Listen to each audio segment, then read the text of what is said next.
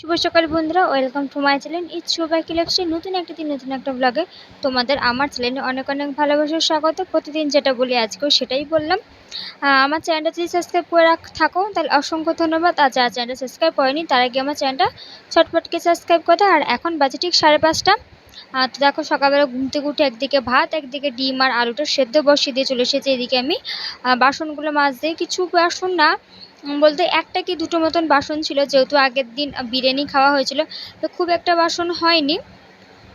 তো এটা হচ্ছে আমার বরের টিফিনের তোমার tiffin box, sorry tiffin box বলছি, এটা হচ্ছে আমার বরের টিফিন বক্স। আর এইটা খুলতে ভীষণ ভীষণ পরিমাণে কষ্ট হয়, এত শক্ত এত শক্ত যে আমি খুলতে পারি না। আর আমার বরকে প্রতিদিন বলি, ও ভুলেই যায়। আর জানো তো, আমার না এক জিনিস প্রতিদিন কাউকেই বলতে আমার ভালো লাগে না। তো ওই জন্য নিজেই খুলে নিলাম, নিজের কাজ নিজেই করে নিলাম। তো এদিকে আমার বাসন মাজা কমপ্লিট হয়ে গেছে, এদিকে আমি করে নিচ্ছি, বাসনগুলো ধুয়ে নিচ্ছি। আর যেহেতু সারা রাত যেহেতু গামলাতে জল থাকে, ওই জন্য গামলার জলটা ফেলে গামলাটা ভালো করে মেজে জল দিয়ে ধুয়ে নিলাম, ভালো মতন পরিষ্কার করে ধুয়ে নিয়ে তারপর এবার দিয়ে দিচ্ছি বাসনগুলো। এবার বাসনগুলো ভালো মতন মেজে নিয়ে ধুয়ে একেবারে রেখে দিচ্ছি। আর জানো তো, একটা কথা মনে পড়লো, সময় কিন্তু মানুষকে চেঞ্জ করে দেয় সব দিক থেকে। খারাপও করতে পারে, আবার ভালোও করতে পারে, মানে উন্নতিও করতে পারে, আবার কিন্তু অবনতিও করতে পারে। তার কারণটা আমি বলছি।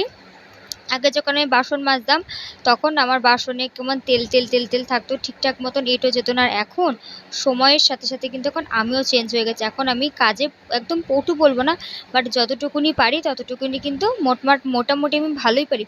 খুব একটা বাজে পারি না, আবার খুব একটা ভালোও পারি না, যা পারি চলে যায়। বিয়ের আগে তো এইটুকুনিও করতাম না। যারা আমার ব্লগ দেখে বাড়ির লোক, তারা সবাই বলে, বাবা তুই তো বিয়ের পর একদম চেঞ্জ হয়ে গেছিস রে, তোকে তো তুই মানে বিয়ের আগের আর এখনকার মধ্যে তো তোর বিশাল পার্থক্য হয়ে গেছে। যেই মেয়েকে 9টা 10টার সময় ঘুম থেকে উঠতো, সেই মেয়ে এখন 5:30টার সময় ঘুম থেকে উঠে রান্না বান্না করে একদম বরকে একদম কাজে পাঠিয়ে দিচ্ছে। আর আগে যেই মেয়ে জল তুলে খেত না, সেই মেয়ে এখন এত কাজ করছে, একদম একটা গোটা সংসার চালাচ্ছে। তো শুনেও ভালো লাগে। তো যাই হোক, ঘুম থেকে উঠে দেখলাম জলটা চলে এসেছে। তো বাসনগুলো মেজে নিয়ে মুখটা একটুখানি ধুয়ে নিলাম। আর ভীষণ ভীষণ গরম, কী বলতো, আমার রান্নাঘরটা অনেকটাই পরিমাণে ছোট, আর একটাই জানালা আছে। আর জানালা নেই তো হাওয়া বাতাস ঢোকে না, প্রচণ্ড কষ্ট হয়। ইচ্ছা আছে এইদিকে একটা জানালা করব, তো দেখা যাক কবে করা যায়।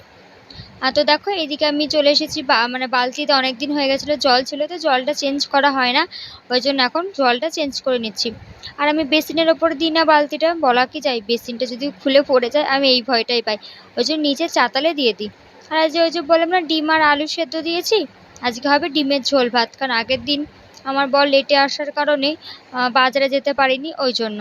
তো এদিকে দেখো আমার ডিম ভাজা হয়ে গেছে, এদিকে আমি আলুটা ভেজে নিয়েছি, এবার আলুটা তুলে নিচ্ছি।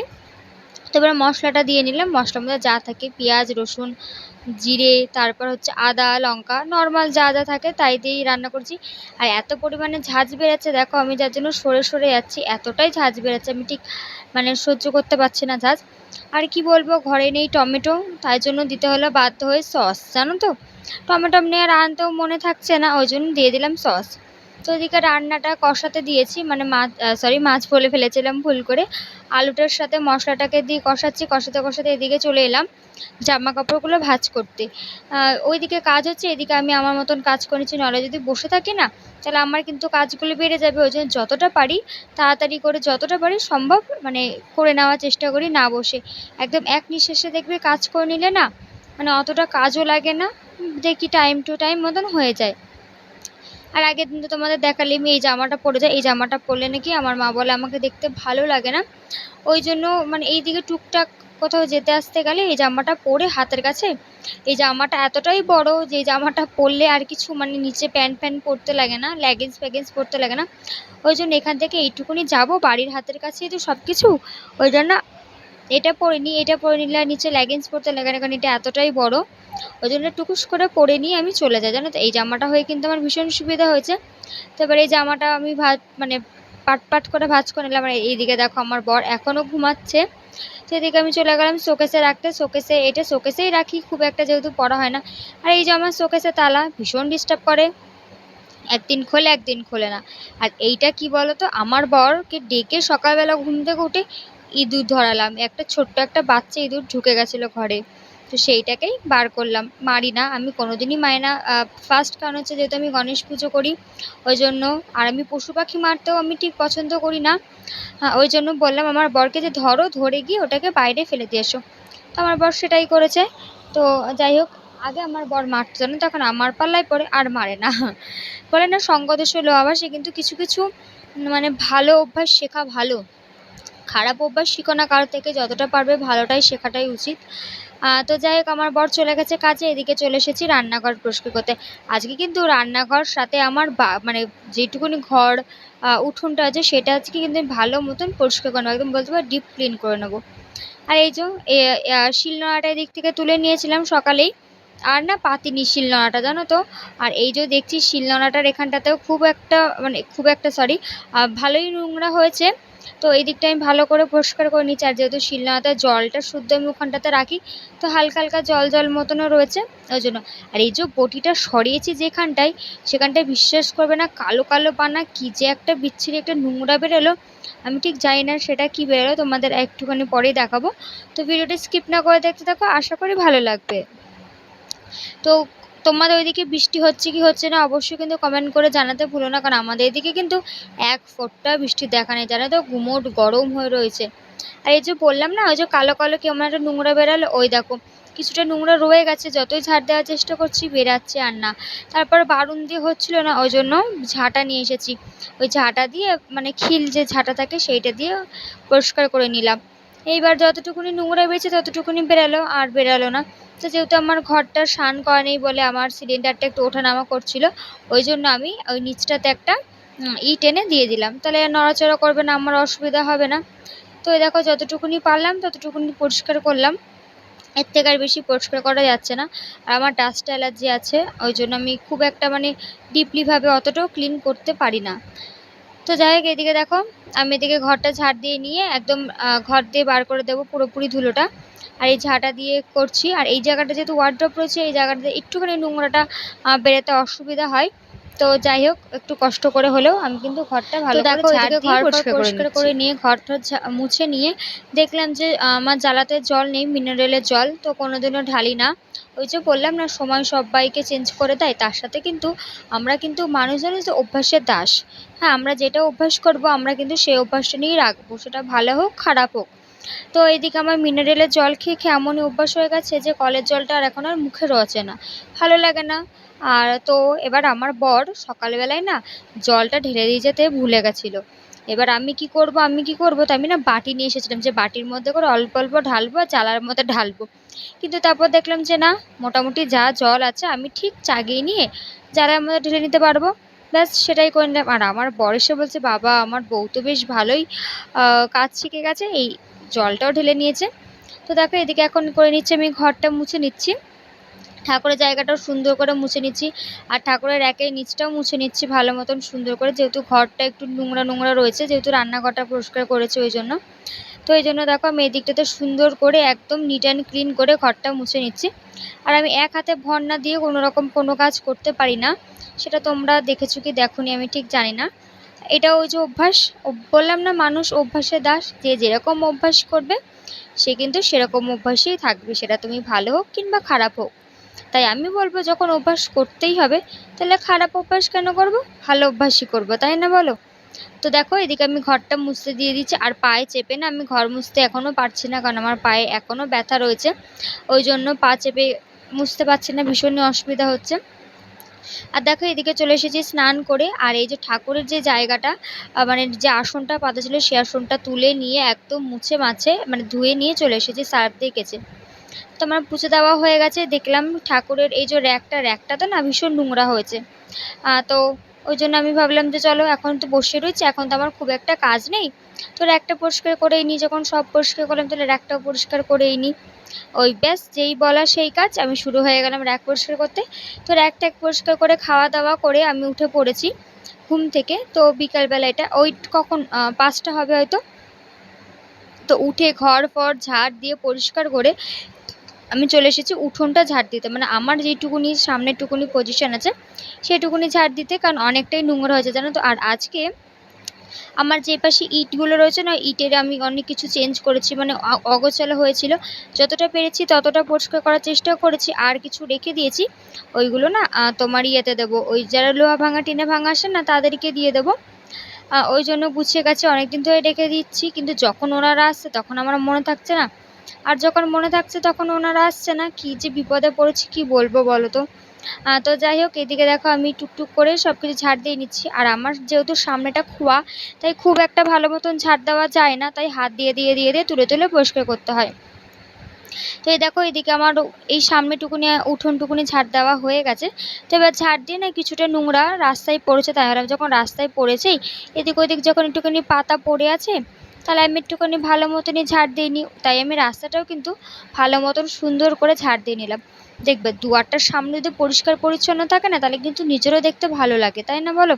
তাই আমি বললাম যখন আমি গা ধোবোই, ঘুম থেকে উঠে তো গা ধুতেই হবে আমাকে, তো যখন গা ধোবো তাহলে এই টুকটাক কাজগুলো করে নিই।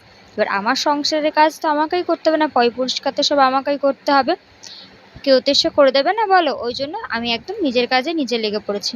তো ঘর ফর ঝাড় দেওয়া, উঠোন ফুটুন ঝাড় দেওয়া হয়ে গেছে। এখন আমি চলে এসেছি একটুখানি তোমার রাস্তাটাতে জল দিতে। গরম তো, একটু রাস্তাটাতে জল দিলে না একটু ঠান্ডা ঠান্ডা হয়। তো ব্যাস, যেই ভাবা সেই কাজ, পাইপটা দিয়ে একদম লাগিয়ে দিয়েছি, আর দিয়ে একদম আমি রাস্তাটা ভিজিয়ে নিচ্ছি। যখন স্নান করতে যাই তখন ঠিক এই করি, পাইপটা লাগিয়ে নিয়ে ভেতরে বাথরুমে গিয়ে স্নান করে নিই। এই পাইপটা এই জন্যে আনা হয়েছে, আমার বর এনে দিয়েছে আমাকে। যাই হোক, বাদ দাও সেসব কথা। তো এদিকে দেখো আমি রাস্তাটা ভালো মতন ভিজিয়ে নিচ্ছি। এতে কী বলতো, যখন একটু একটু যখন মানে গরমটা না হালকা হালকা কম লাগে।